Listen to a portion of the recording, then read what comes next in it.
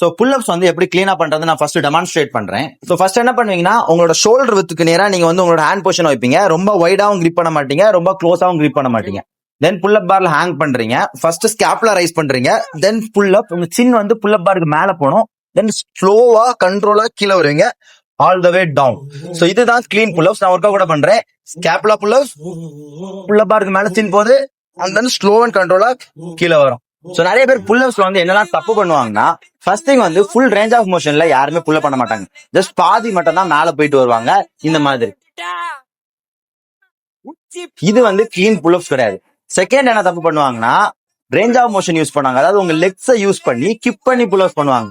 இந்த ரெண்டு தப்பையும் நீங்க பண்ணக்கூடாது.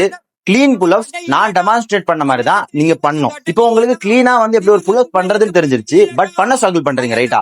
சோ பார்ட் 2ல எப்படி வந்து உங்க புல்அப்ஸ் அன்லாக் பண்றது அண்ட் உங்க புல்அப்ஸ் ரெப்ஸ் வந்து எப்படி இன்க்ரீஸ் பண்றது நான் உங்களுக்கு பிரேக் டவுன் பண்றேன். சோ அதுக்கு மறக்காம இந்த பேஜை வந்து ஃபாலோ பண்ணிக்கங்க.